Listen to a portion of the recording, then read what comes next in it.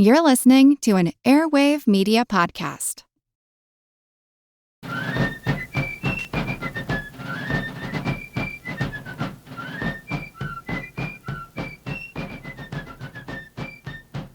Hello, and thank you for joining the American Revolution. Today, episode 86, The Evacuation of Boston. Last week, the Continental Army took Dorchester Heights.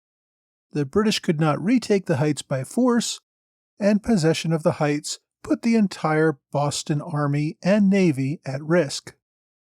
Now, months before Dorchester even happened, British General William Howe had already planned to evacuate Boston.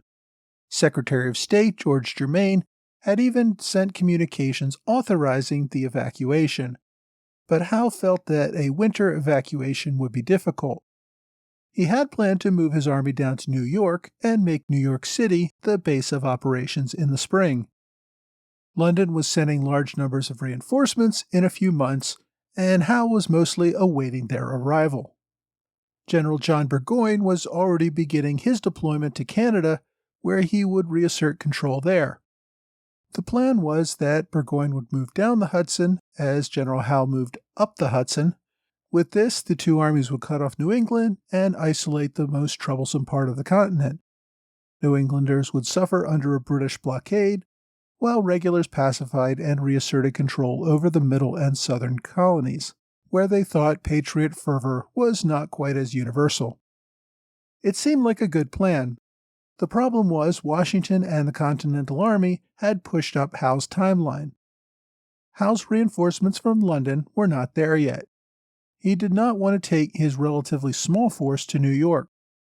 Part of the Continental Army, along with New York militia, was already building defenses around New York. The last thing Howe wanted was to land his relatively small force and face an attack under possibly worse circumstances than the one he just left in Boston. Howe wanted to invade with overwhelming force so that there was no doubt he could overcome any resistance, and that could not happen for a few more months.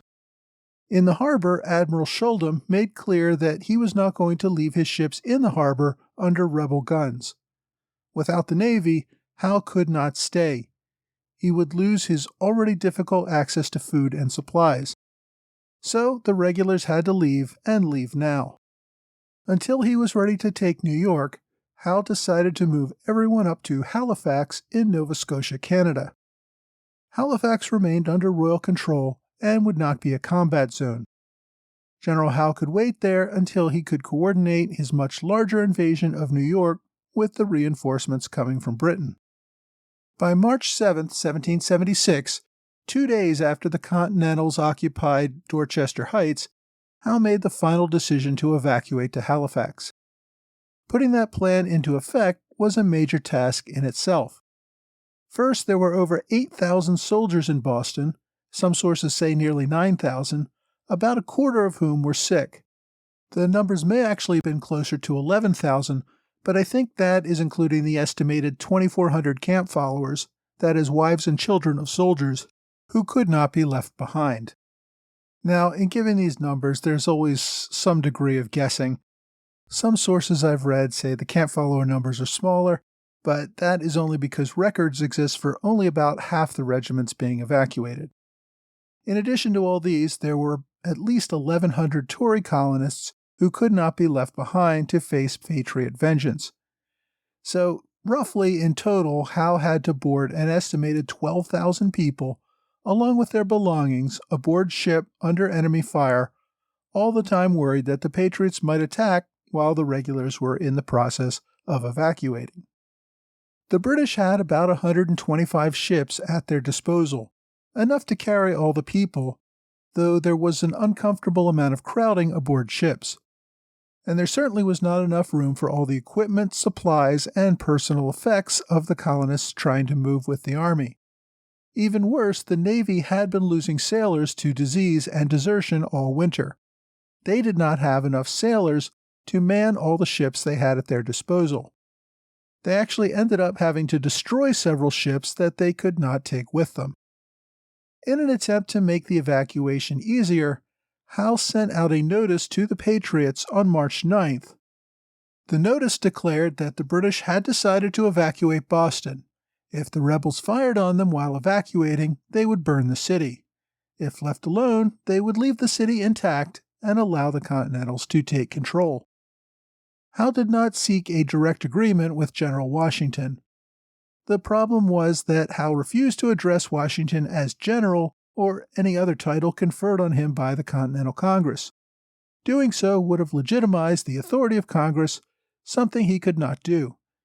And Washington refused to accept any communication from the British which failed to address him as general. So instead of trying to deal with all this communications nonsense again, Howe had several Boston selectmen sign a note stating Howe's position and had the note carried under a flag of truce out to the Patriots.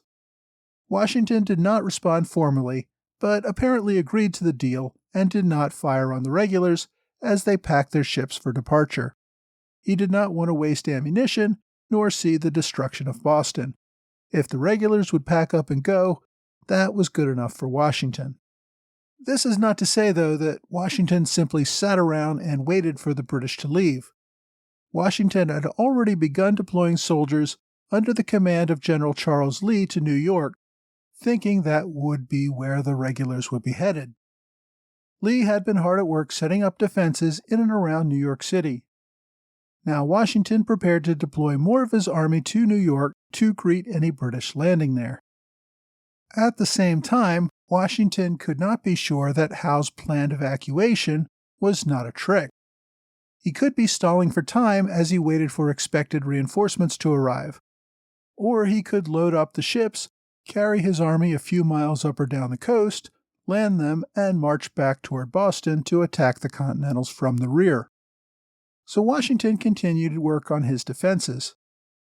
Nook Hill was a smaller hill on Dorchester Heights, closer to the harbor and well within range of British artillery at Boston Neck. On March 9th, the Continental Army began construction of a fort on Nook Hill. They began work after nightfall in hopes of erecting a fortification by morning. The workers on Nook Hill could not see enough to get the work done and lit a fire to help them see what they were doing. The regulars immediately spotted the fire on Nook Hill. They were not ready to march out of Boston to attack, but they did unleash an artillery barrage against Nook Hill.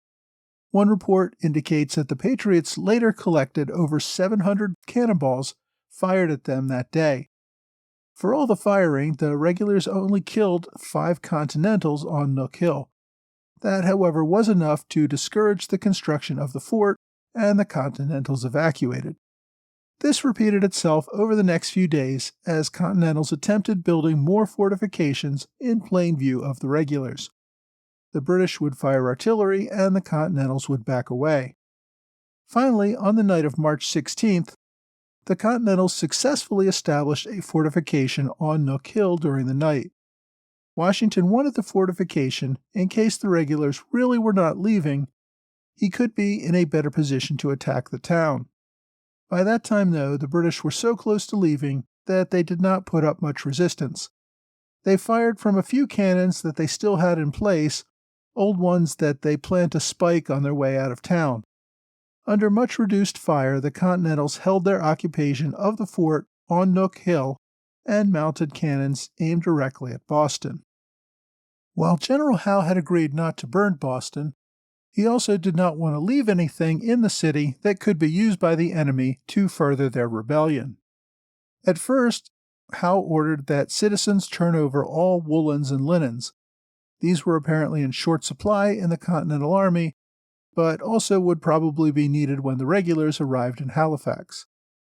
Later, he extended the order to salt, sugar, flour, furniture, and any remaining weapons.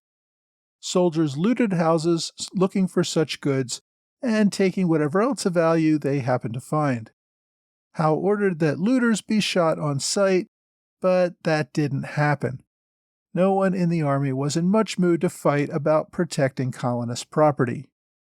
One of the more notable looters was a man named Crean Brush, an Irish-born Tory. Brush had moved to New York back in 1762 and had settled in the Green Mountains. Since he held New York claims to land, That put him in direct conflict with Ethan Allen and the Green Mountain Boys, who had been fighting New York's control of the region. Brush had been on the committee that declared Allen an outlaw to be shot on sight. After the fighting started, Brush went to Boston to get authority to raise a Tory regiment tasked with hunting down and killing Allen and the Green Mountain Boys.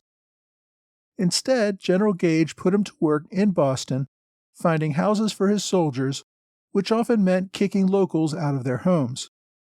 Brush later worked for General Howe, trying to find supplies for the army by taking control of warehouses and confiscating whatever the army wanted. As you might guess, this did not make him many friends. To top it off, Howe put Brush in charge of searching all the houses and confiscating everything the army wanted during the last days of occupation. Brush loaded up one of the ships leaving with the British fleet with anything of value that he could carry. Unfortunately for Brush, his ship, the Elizabeth, was the one ship in the fleet captured by a Patriot privateer and returned to Patriot-controlled Boston. There the Patriots tried him, but amazingly could not convict him. Still, they kept him in jail because, regardless of any trial, the guy was a Tory and a looter. After 19 months, near the end of 1777, his wife came to visit him. Using her clothes, he snuck out of prison dressed as a woman and fled to British-controlled New York. He could not get any help from the army getting compensated for all the property he lost, and he died the next year, allegedly from suicide. At the risk of getting really off topic here, I should also mention that Brush's humiliation did not end with his death. Years later, Ethan Allen, the man he had spent years trying to kill, married his stepdaughter. Ironically, Ethan Allen took up the family claims from New York on Brush's confiscated properties, putting him against the New Hampshire claims that he had fought for all of his life. Anyway, back to the evacuation. On March 16th, Howe ordered all Boston civilians not leaving with the fleet to remain confined to their homes to ensure the soldiers would not have any problems and to keep the streets free for the military. Despite their efforts, the British left behind a great many things. They spiked dozens of cannons and threw tons of food and other supplies into the harbor. As I said, they even had to scuttle a few ships because they did not have enough sailors to man them. Even so, they still left tons of supplies for the Continentals to capture when they re-entered the city, including stables with at least 110 horses. Later, Washington estimated that the Continentals captured supplies worth at least 30,000 pounds sterling. For the next week, the British Army made every effort to strip everything of value from the city, either destroying it or loading it aboard ship.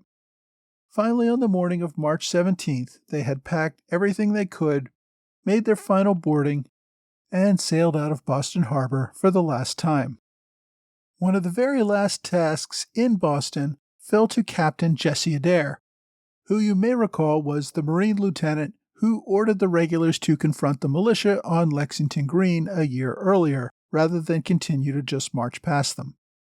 Howe tasked Adair with covering Boston Neck with crow's feet. These were little spikes that would pierce a soldier's foot unless they walked fairly slowly to avoid them. The point was to slow down any entry into Boston as the last ships were leaving. Adair started at the British entrenchments and worked his way toward the Continental lines, spreading them as close as he could until he came under enemy fire. Now, brain trust that he was, he then realized that he had to run back over the ground he had just covered with crow's feet in order to escape the enemy. He was nearly captured, but he did manage to pick his way back across the neck and get back into Boston safely. General Howe was one of the last officers to board a ship and depart Boston. He knew many in London would not understand his fleeing the city without a fight. He had been writing letters for months saying there was no way the Continentals would ever attack Boston without being slaughtered. Now he had to flee to save his army. But there really was no other option. And to this day, Boston celebrates March 17th as Evacuation Day. As the fleet sailed away, the Continental Army moved into the city. Washington gave the honor of retaking the city to Generals Ward and Putnam, both New Englanders who had been at the siege since it began 11 months earlier when the militia chased the regulars from Lexington and Concord back into Boston. Ward and Putnam took a select force of 1,000 soldiers into the city.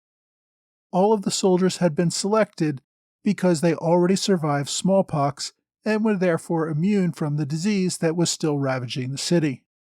As the troops advanced, they halted upon seeing that there were still regulars manning some of the fortifications at Boston Neck and on Bunker Hill. On closer examination, though, it turned out that the defenders were simply scarecrows wearing old uniforms. The Continentals began recovering anything the British had left behind or attempted to destroy, and as I said, they were pretty surprised about how much they could recover, including guns, ammunition, and other supplies. Also, almost as soon as they entered the town, they began building fortifications to defend the harbor should the British decide to return. Washington himself entered the city a few days later to take command. While the British had looted most houses, Washington was pleased to report to John Hancock that his mansion was surprisingly intact. General Clinton had lived in Hancock's home during much of the occupation and made an effort to protect the personal items of his unwilling host. Washington also took note of the defenses that the regulars had built through the city and realized that if he had attacked by water as planned, his men would have run into almost impregnable defenses. Although the British fleet had left Boston, most of the fleet remained just off coast waiting for favorable winds. Admiral Sholden sent messenger ships to London to inform the Ministry of the Evacuation and to other colonies to warn British ships headed for Boston to head for Halifax instead. All of those leaving were crammed into crowded quarters. Benjamin Halliwell, a Tory member of the Board of Customs, left with the fleet. He reported sharing a cabin with 36 other people, all crammed together and sleeping on the floor. Roughly 100 of the Tories fleeing Boston with the fleet were government officials. Most of them would settle in Canada, England, or somewhere in the Caribbean. The other 1,000 or so were private citizens, many without much of anything in the way of assets. They had to make new lives for themselves, having left the only home they ever knew. Most of them would find themselves on lists permanently barred from ever returning to Massachusetts on pain of death. For now, they found themselves stuck on crowded ships going nowhere. On March 20th, the final garrison at Castle William on Castle Island blew up the walls of the fort and burned all the wooden structures on the island, leaving nothing for the enemy. They also boarded ships and joined the fleet in open waters. Everyone sat miserably in crowded ships, listening to Boston patriots celebrate their victory. And let's face it, who wants to listen to Boston patriots celebrate a victory? It would be another week before favorable winds allowed the fleet to set sail for Halifax on March 27th. Until the fleet actually left, Washington had to keep his forces on alert in case the enemy returned. He had to hold off on sending most of his forces to New York, where he thought the fleet might be headed, but he also had to again be prepared for a surprise attack back on Boston. Once the fleet definitely set sail for Halifax, Washington began deploying almost all of the Continental Army to New York, leaving only a small garrison in Boston. Washington himself left to catch up with his army in New York on April 4th. Among those left behind in Boston were General Artemas Ward and Colonel Richard Gridley. General Ward, as you will recall, is second in command of the Continental Army and had been commander of the Massachusetts Provincial Army before Washington arrived. Colonel Gridley had been the chief of artillery for a time and was still chief engineer. Both men were old and had health issues and were not likely to remain a part of the Continental Army. Ward submitted his resignation to Washington before the army moved south. Washington forwarded the resignation to Congress, but they rejected it. Instead, Ward remained in Boston as commander of the Eastern Army, which consisted of only a few hundred Continentals. The fighting had left New England, and there just wasn't much to do there. Ward finally resigned the following year and did go into retirement. Gridley, as you may recall, had already given over command of the artillery to Henry Knox. Following the evacuation of Boston, Gridley also passed over command of the engineering corps to Rufus Putnam, who, as you may recall, did such fine work on Dorchester Heights. Gridley remained in Massachusetts, where he used his forge to manufacture locally made howitzers and mortars for the Continental Army. The British evacuation was a huge win for the Continental Army and for the officers leading it. The Continental Congress praised Washington for his success in the siege of Boston, and it ordered a gold medal struck in his honor. Next week, Washington moves his army to New York.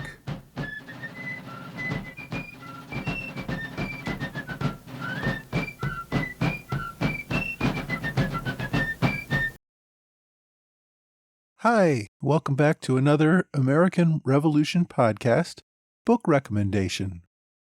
So this week's episode saw the British pull out of Boston for good. At the time, both sides probably expected fighting would return there someday, but it never did.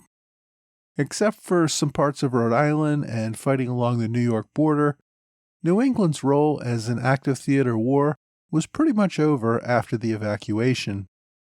And the evacuation itself went pretty smoothly. The Continentals were happy to let the regulars leave without too much harassment. At the same time, the British did not seem bent on taking vengeance on the city, where they had lived under siege for nearly a year. As they left, Washington had to focus, of course, on where they would go. Washington and many others thought they would head straight for New York City.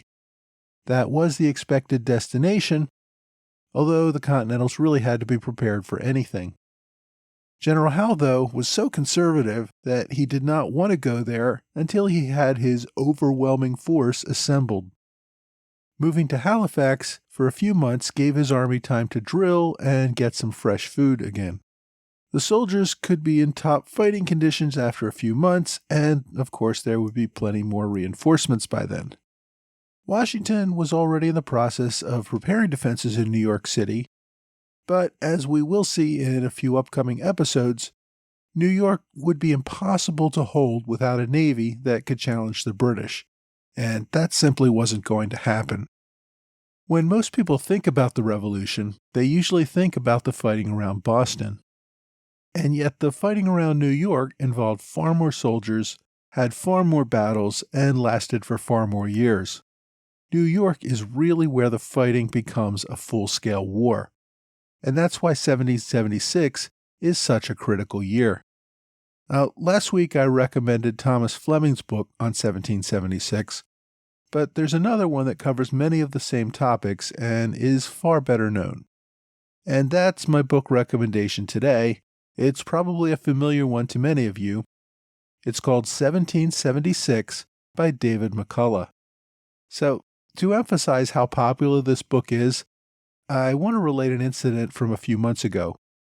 I'm a member of the American Revolution Roundtable in South Jersey. At the beginning of the meetings, we have used book raffles. Basically, somebody donates a book to the cause, we all put some money in a can, they draw a name out, and somebody wins a free book. A few months back, the raffle book was McCullough's 1776. The problem was that each person who won said they already had the book and didn't really want another copy. We pretty much went through the entire group before we found someone who would take it. Now this, of course, speaks to the immense popularity of this book. After all, it was a bestseller when it first published in 2005. It even won a Pulitzer. So this is probably one of the best-selling books of all time about the Revolution, certainly in the top 10.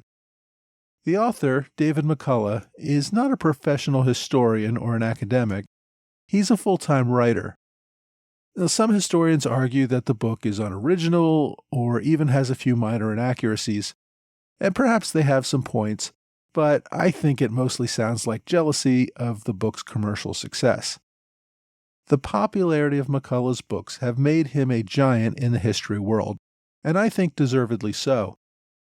All of his major works are about historical events or people in history. Another, perhaps even more popular book is his biography of John Adams. McCullough is a great storyteller. His books have helped bring history to the masses. I very much enjoyed this book when I read it over a decade ago. Even if it did not really cover much that I hadn't read about before, McCullough's writing style really helps the story to come alive in my mind. If nothing else, I think every historian should read it just so they're aware of what more casual readers know about the Revolution.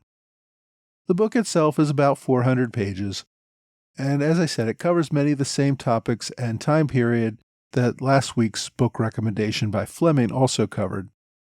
Even so, there are enough differences that it's well worth reading both books. Well, that's all for this week. I hope you will join me next week for another American Revolution podcast.